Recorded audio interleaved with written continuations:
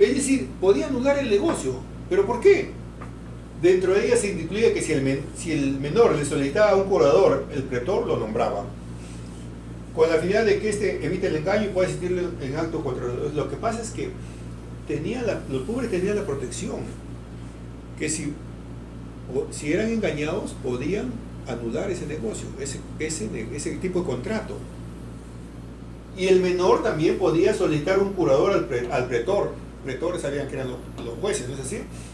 Para que lo nombre un curador, y este curador lo asista, pero solamente en el acto contractual, para que lo asista, es decir, lo asesore y vea que ese contrato, ese negocio jurídico que va a realizar esté dentro de los márgenes de la ley. Eso protegía el derecho romano tanto a los pobres también como a los menores. En cuanto a la mujer sí estaba sometida al pater o al marido, ¿saben? Al pater familia, marido. Sin embargo, cuando estas dos figuras no existieran, cuando no existiera el marido, cuando no existiera el pater familia, entonces la mujer también podía estar representada por un tutor, ¿no? Solamente aclarando el tutor para los negocios jurídicos, procesos y asuntos civiles, más no para otra cosa. ¿Ya? ¿Ven cómo entonces había protección? El derecho les daba ahí la protección referente para ello. Y hablamos de los desquiciados, o sea, la enfermedad mental, para ver si podían ser capaces o no. Pero miren, los furiosi o desquiciados, porque los furiosos se llamaban así a los locos, ellos no tienen capacidad negocial. No, pues, porque no están cuerdos, ¿no es así? Sin embargo, sus declaraciones de voluntad en sus periodos lúcidos, puede ser que tengan algún periodo lúcido, que le llaman la dilucida intervalia, era válido siempre y cuando hubieran tenido el apoyo de un curador. Ahora, ¿cómo demostrar que ese periodo lúcido existió? Esa es otra cosa, ¿no? Se supone que el curador participaba de esa manera y certificaba en algo, que había estado lúcido para realizar algún negocio jurídico. Y la prodigalidad era otro aspecto. ¿Qué es la prodigalidad? Era el que dilapidaba sus bienes. La incapacidad del pródigo consistía en la pérdida del jus commercium, o sea, el derecho de comerciar, la posibilidad de realizar un negocio. El otro, los dementes como los pródigos están sometidos a un curator, bien como persona allegada o designada por el pretor. Este solo se ocupaba del patrimonio, más no de la persona. Es decir, los que derrochaban su dinero, prácticamente en cosas banales, porque siempre en toda sociedad existe, ¿no? No todos son responsables, le nombraban un curator. En aquel entonces se llamaba curator, ahora le llaman curador, ¿no? Él se encargaba del patrimonio, de cuidar el patrimonio de este declarado pródigo. ¿Ven? Entonces, existían situaciones jurídicas para la capacidad de obrar en aquel entonces. Lo mismo que sucede ahora.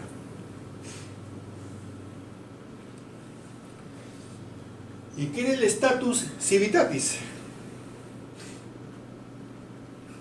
Estados civiles. Las personas se dividen en tres grupos: los cives, peregrini y los latini.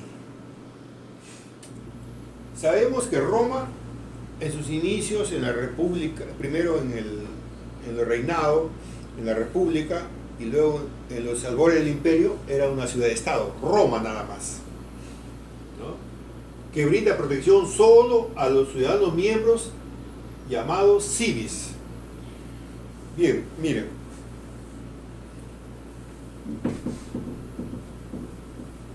Por decir, vamos a hacer la intención acá de la bota, ¿no? Italia, la península itálica. Roma solamente era esto, ¿no?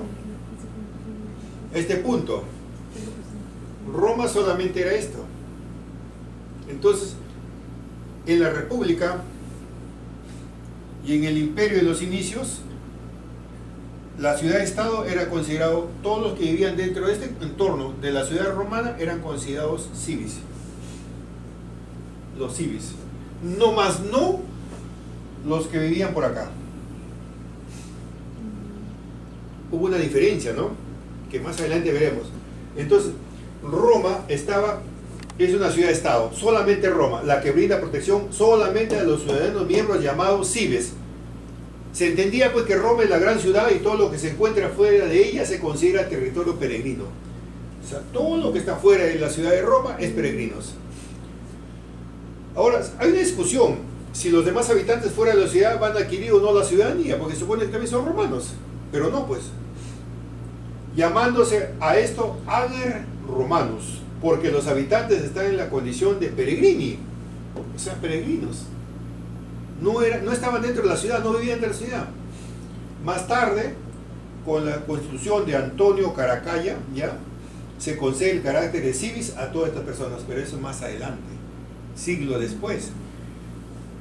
Siglo después, todo este contorno del Imperio Romano se consideraron civis ya. Porque era lógico, pues, ¿no? ¿Por qué considerar solamente lo que vivía dentro de la ciudad?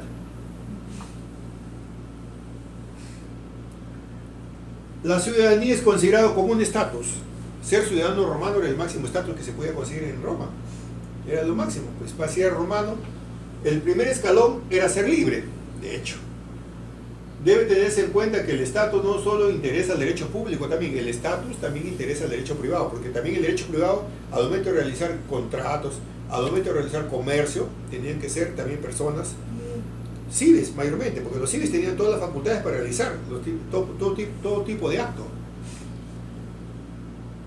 Ahora, y los civis, ahora vamos a ingresar. ¿Qué son los civis? Es el derecho de los ciudadanos romanos, los civis. Suponiéndose que un individuo tiene derecho y este derecho está con él permanentemente. O sea, en realidad, los civis es el ciudadano romano, con sus plenos derechos. Lo llamaban el principio de la personalidad del derecho, por eso se dice que el derecho civil es el derecho de los civis, porque podían realizar todo tipo de acto civil privado. Ellos no estaban restringidos para nada, eran pues ciudadanos romanos. Derecho que disfrutaban los civis, el jus honorum, o el derecho a ser elegido para ocupar un cargo magistrado. Ya ustedes han estudiado, más atrás hemos estudiado los patrici, ¿no? Que primero cuando eran los únicos que podían llegar a ocupar un cargo tan alto como ser magistrado, ser sacerdote. Pero el derecho de jus honorum que disfrutaban los civis era solo para los ciudadanos romanos, dándose dentro del derecho público. ¿Por qué dentro del derecho público? Porque ser juez, ser magistrado, está dentro de la protección del Estado, ¿no es así? Aquí se incluye el jus suffragii, era la posibilidad de participar en elecciones, de ser voto en las asambleas y también de participar en legiones. Participar también en las legiones que iban adelante, en el ejército, ¿no es así? Que no eran cualquiera, las legiones eran especiales. En el derecho privado encontramos el jus commercium de los civis, o sea, podían participar en todo acto comercial. Es decir, el derecho a adquirir y transmitir propiedad civil y poder realizar relaciones contractuales, todo tipo de contrato, que era solo para los romanos. Para los demás había limitaciones. No es que ahora, por ejemplo, yo puedo contratar, comprar y vender, no. En aquel entonces, los civis tenían toda la libertad para realizar actos contractuales. El jus connubii, o el derecho para contraer matrimonio y tener familia. El jus actionis, la posibilidad de denunciar y ser renunciado, y a la vez poder intervenir en un proceso civil. Todos esos derechos tenían los civis. ¿Por qué? Porque eran romanos. ¿Ven la diferencia vamos a ver, con los libertis? La testamente factio estaba referido a dejar o percibir herencias, que podía ser activa. Es decir, podían otorgar testamento y pasiva y tener la calidad de heredero. Eso también eran los civis. Aquí cada ciudadano, por ejemplo, tenía su nombre, los civis. El nombre estaba compuesto de 3 elementos. El preanomen, que lo distingue de los otros miembros de la familia. El nomen, es el nombre gentilicio familiar, y el cognomen. la rama de la familia a la que pertenece dentro del grupo de las Yem, o sea, la gente. Como decir, el apellido, ¿no?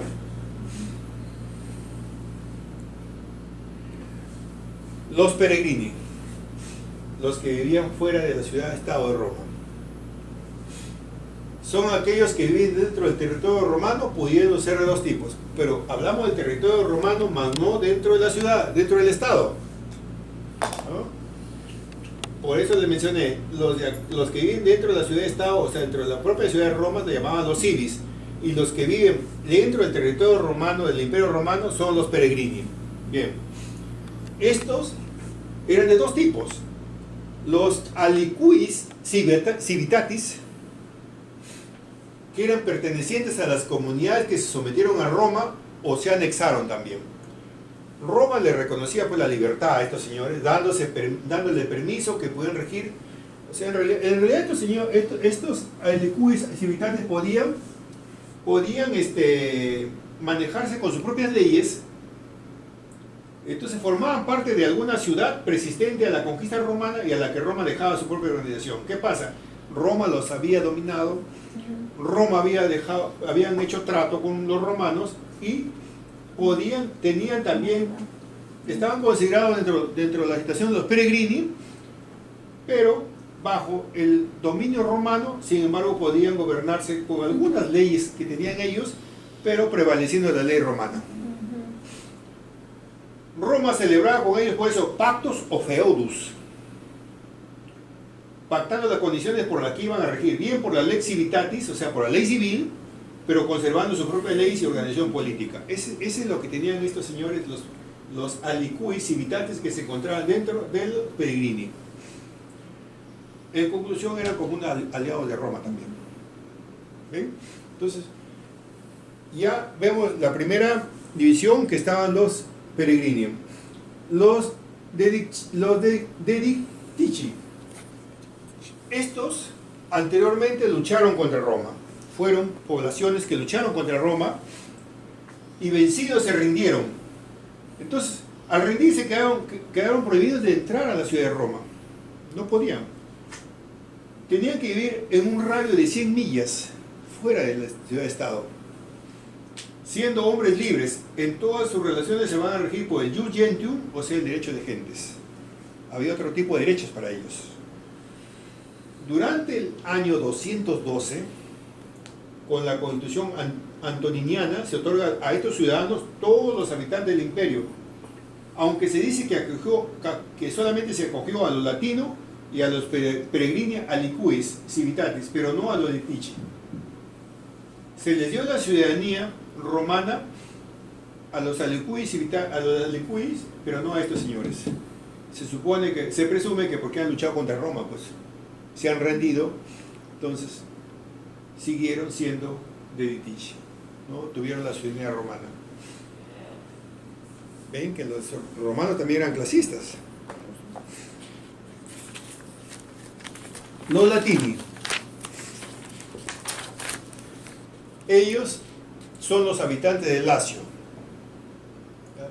Fueron aliados de Roma desde sus orígenes. Pero con ellos los romanos realizan una alianza. Esa alianza establece relaciones con las comunidades de Lacio. Se les considera una serie de derechos. Adquieren derechos bastante estos ciudadanos de Lacio, que casi son iguales con la capacidad jurídica y plena de Roma. Y hay tres tipos: los prici o vetere. Estos prici o vetere son los que surgen después del pacto. Por ejemplo, después del pacto que Ofoedes en el año 493 después de Cristo. O sea, ya casi 500 años después de Cristo, ya Roma le concedió una capacidad jurídica plena a los latini, que son prici o vetere, ¿no? Se les reconoce derechos. ¿Qué derechos se reconoce a estos prici o vetere? El jus commerci, el jus connubi, el testamenti factio, el jus suffragi, pudiendo votar cuando se encontraban inclusive en Roma. Ya les concede derechos, se dan cuenta. Pero son 493 años después de Cristo. Los coloniari surgen de las colonias que los romanos fundaron en su expansión, cuando los romanos pues conquistaron todo. Entonces estos también tienen el derecho al jus commerci, al jus actionis, Ius testamenti factio e ius suffragii, pero no tienen el ius connubi. El ius connubi no. El ius commerci ya saben que es todo tipo de contratación de comercio. El ius actionis, todas las acciones que pueden para demandar, para denunciar en aquel entonces. El ius testamenti, el derecho a testar. El ius suffragii, a votar. El ius connubi, no podían tener el matrimonio dentro del derecho romano. Pero había otro más dentro de estos, los Iuniani. Estos adquirían la libertad, pero no la ciudadanía, por lo que quedaban en situación del latini, nada más. Aquí están considerados los esclavos manumitidos, que habían cometido penas infamantes, por así se habían rebelado, obviamente, pero eran libres, no tienen el testamenti factio. Esa es la pregunta que le decía. Por lo que se dice que vivían libres, pero morían como esclavos porque no podían testar. Estamos hablando los esclavos manumitidos que habían cometido penas infamantes y que se encontraban dentro de los Iuniani. ¿Ya? Y estos no podían testar. Y como no podían testar en aquel entonces, decían que prácticamente vivían libres, pero morían como esclavos. ¿Por qué? Según el derecho romano, para ellos testar era muy importante.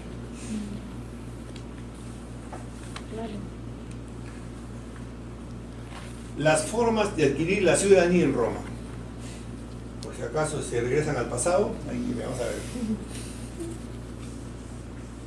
Por nacimiento, el hijo sigue la condición del ciudadano del padre si nace dentro del matrimonio. O sea, dentro de un matrimonio en Roma se nacía se supone que era romano, ¿no? Claro. Si la unión es ilegítima, el hijo sigue la condición de la madre. Por eso, si la madre no es romana, así haya nacido el ilegítimo en Roma, por decir, hablemos de Egipto, egipcia, un romano había tenido relación